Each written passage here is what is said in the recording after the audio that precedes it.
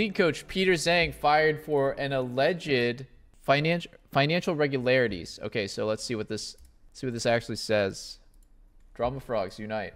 Says TSM sacked League of Legends coach and head player development Peter Zhang on March 19th, citing serious allegations of conflict of interest. Sources have since told Dexerto the reasons behind his dismissal came from an agent-style setup where he'd secure Chinese and Taiwanese players spots on the teams for a cut of the earnings. So that would be Yursen, maybe Kwaido, maybe Shenyi, maybe what's his name? Sword Art.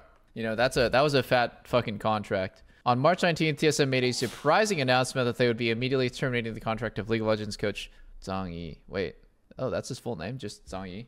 I see. So he used his coaching position for self-enrichment via the method of taking money in exchange for ensuring certain Taiwanese or Chinese players were added to the roster. For guaranteeing their acquisition to TSM, he would take a proportion of their earnings paid as a fee, essentially positioning himself as simultaneously a team coach and an international agent. The claim is that Yi, in his capacity as coach, would work with management to select players for the roster.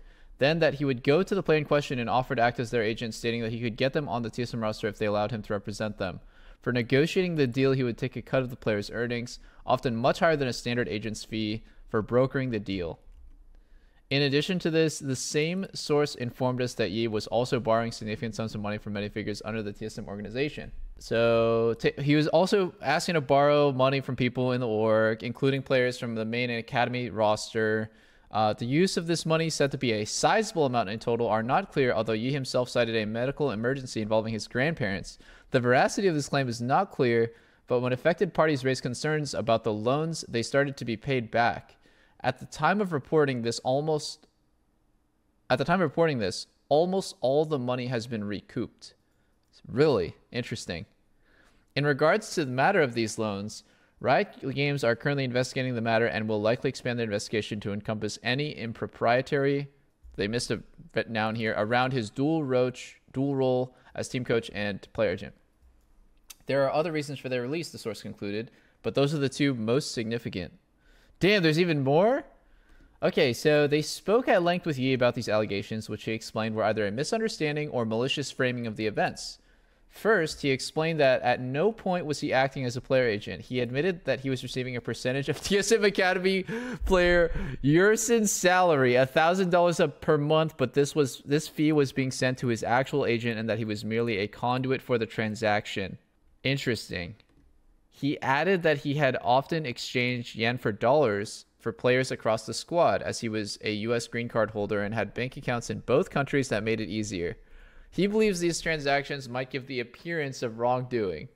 In regards to the need for sudden loans, he explained that he did have a family emergency and provided proof. He asked for time off to return to China for this matter. However, the need for loans was precipitated by his former player, Sword Art. According to Yi, during Sword Art's time on the team, he worked with Yi to sell an $80,000 car he had purchased to use during his time in the US. After his return to China to play Weibo Gaming, Sword Art asked Yi to sell the car for him and send him the money.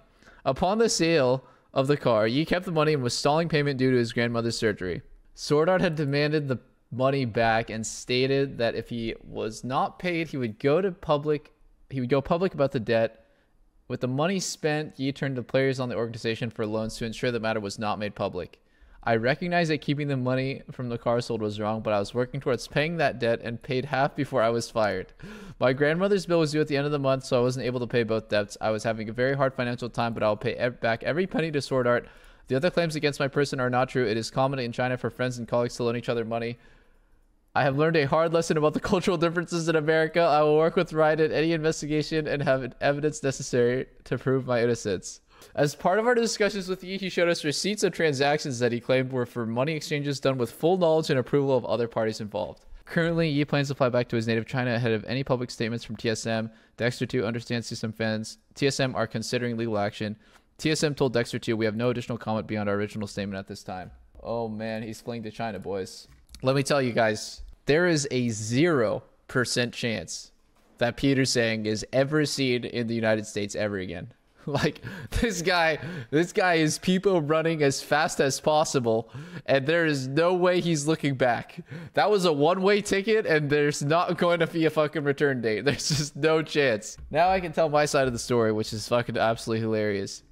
Peter Zhang, you know, I've known him for like 8 years. He's always been nice to me. Always been nice to me and Lena. You know, definitely considered him a friend, but not one that I would consider. You know how you have those friends where you just know that they're the kind of friend who does like the most stupid shit with their money, and so you should absolutely never lend this type of person money. Yeah, that was him. And he came to me a couple days ago and he asked me to borrow $70,000. He said his grandma had cancer. She's dying in the hospital and he needs to pay the hospital bill, which is $70,000.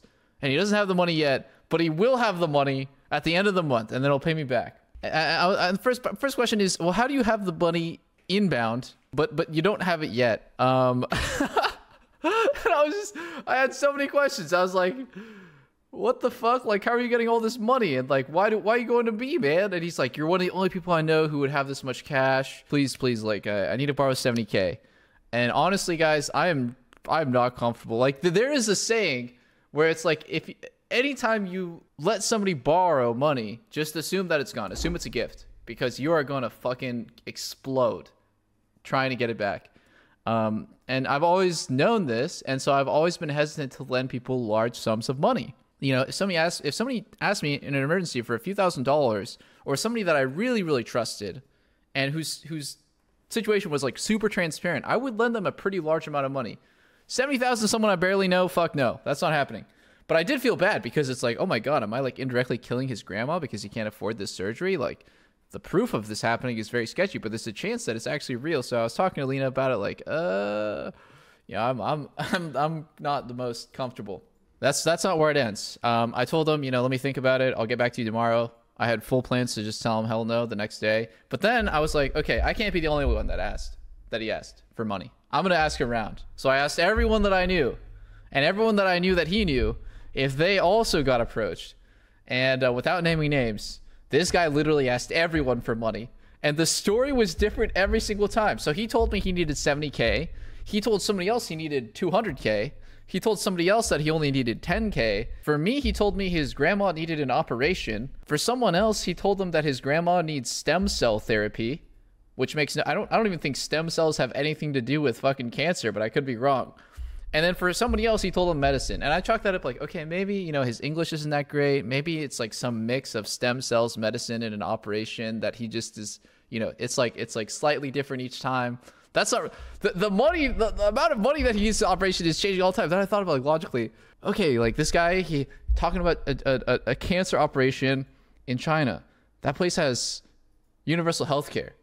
How the fuck is a cancer operation costing anywhere between 70 and 200K? And then I thought, what are the odds that he can't get a loan from a bank, and that he also, there's no payment plan available for this thing? It's like you're in a fucking country with standardized healthcare, and they come up with you this fat ass bill. They're like, yeah, you have to pay a lump sum all at once. And I was like, okay, this is sounding like there's like more and more shit stacking against like this whole $70,000 fucking cancer operation. Okay, and then the crazy shit happened. I found out Sword Art came here and bought a fucking like Lambo or some shit. I forgot what kind of car it was. It was like a legit like insane sports car. And Peter Zhang sold it and never gave him the money. He got a Mercedes. And I'm just like, at that point I was like, okay, this guy, he owes Sword Art a shit ton of money. He's doing a bunch of sketchy under the table stuff. He owes this guy like a metric fuck ton of money. That was a super expensive car.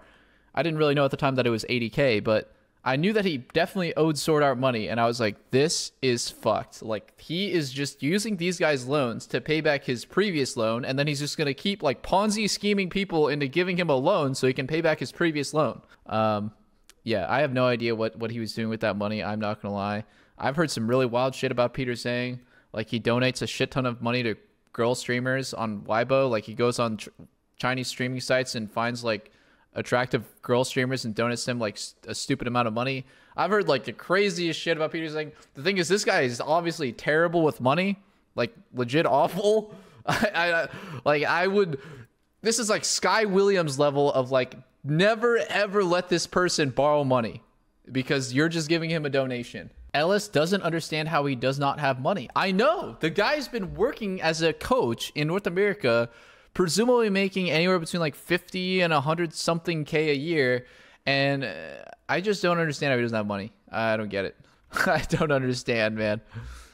How did you sell someone's $80,000 car and then spend the money? What did you think was going to happen when you spent the money, man? Did you think he was going to forget about the $80K that he's owed? Like, there's no fucking way that you would ever do that. Like, how dumb do you have to be, bro? He just, like, went to the fucking blackjack table or, like, went to the casino and bet it all on black? Like, what's going on? He's like, easy 80K, boys. All on red. I do not want to say who he has 200K from, but what I will say is that he got multiple players on TSM to send him anywhere between 12 and 25K. And then that same day, those players, before that wire transfer went through, those players canceled it and like saved their money. Like, because it takes a long time for lump sums like that to be delivered to the recipient. They were able to cancel the transaction. It's like, dude, the guy who's literally in charge of your job is asking to borrow you money. You know, there's a bit of a sketchy situation when you feel like saying no to a guy's grandma's cancer surgery who can decide to replace you the next week. That seems pretty sketchy. How did Sword Art fall for it? I have no idea, man. No, it's not that Sword Art fell for it. I don't think Sword Art fell for his scam. He just trusted Peter Zhang to sell his car in the US, which he did. But he just didn't give him the money for it. like Peter Zhang was actually a god. He managed to sell a used Mercedes for 80K. Like, what an absolute legend. Whatever happens after, it doesn't matter. No, bro, it's actually so funny. One of my friends told me he was literally about to send them like several $1,000s. So my friend was in the process of sending Peter Zhang several $1,000s for his grandma's cancer surgery. And as he was about to press send, as he was about to send it, the information for the recipient is like on, right? It shows on like the bank UI, like who's receiving the money. And it was Sword Art's name under the bank account. And he was like, what the fuck? And then he just was like, okay, this is too weird. I'm not. And then it came out that he owed Sword Art a shit ton of money. It's like, dude, if you're going to do this elaborate loaning scam, how about we start a bank account under your own name? That sounds pretty important. I don't think TSM did anything wrong here because he was hired a long time ago, and at the time that he was hired, he wasn't doing this yet. This seems like it's an activity that started in the last couple of years, and so he was definitely vetted properly before. And this seems like, you know, he started doing this with the Sword Art roster, so. Yeah. So I don't think, you know, you can't blame TSM for this one if one of their employees just decided to, you know, go rogue after being there for multiple years. Now, I'm not affiliated with TSM anymore. I'm just saying it's, you know, it's funny. The situation overall is funny, but you can't blame them for it. It's not a PR statement. I'm just being honest. That's true. As much as I would love to shit on TSM here, which is one of my all-time favorite pastimes these days, this isn't really TSM's fault. You hired an employee who had a certain set of skills, a lot of connections in the LPL that were beneficial, and ended up in the last like year ending up like leveraging that for some really shady, unethical shit. That's not really something you can control. And you're not really going to investigate this guy because he's not really done anything to warrant an investigation, or he's in all honesty, guys, a year ago, everyone had a great relationship with this guy. Everyone thought that he was a hardworking, diligent, you know, maybe he's an idiot with his money, but it's not like he's like scamming the company or embezzling any money from the company. Like, I would never imagine a year ago, if you told me about this stuff, I would be like, well, actually, wait, knowing his personality, I'd be like, oh, that makes sense. But still, like, honestly, guys, if you told me that a year ago, I'd be like, oh. Okay, there's so many weird people in esports, okay? If you had to judge every single person based off of every little weird thing that they've done, there would be no one left in esports. That's true, guys. Literally every single one of us is on the spectrum, but in some direction. I don't think that Peter Zhang, at the time that he was hired, had any of these glaring issues. Yeah. Like, this is the very first time anyone's ever asked me to borrow, like, a lot of money. You know, people ask me to borrow 20 bucks sometimes, no problem. But, like, 70K, I'm just like, Jesus, I'm so uncomfortable. But, God. Yo, guys, the fact that TSM is considering legal action. I didn't hire him, by the way. Parth did. Oh, blaming Parth! No, but, okay, I'm just saying, it's not something that people saw coming because he wasn't that person. Or he could have been that person, right? But he didn't do that at the time No. I got a funny story, dude. I'm with the team at Worlds, and Peter Zhang, we're going out for a dinner, and we asked Peter Zhang, hey, dude, Peter, do you want to come with dinner with us? And he says, oh, I really want to, yeah, but I have to go get dinner with the CEO of Tencent. And we just look at each other like, really? The CEO of Tencent? Not just like, you know, like, you sure it's a CEO? You sure it's not just like somebody who works there who's like pretty high up? And he's like, yo, yeah, no, it's the CEO of Tencent.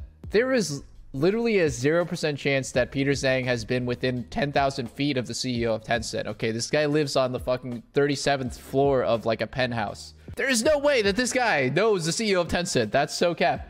But then there's another story that I had that was absolutely fucking hilarious. Peter Zhang, the whole time that we're at Worlds, the whole time we're staying at this extremely high-end hotel, like luxury 5-star hotel, he's telling us that he knows the owner of the hotel. He's like, yeah, no problem. I know the owner of the hotel. I can get rooms. I can get whatever. I don't even have to pay for food. And so we're like, holy shit, man.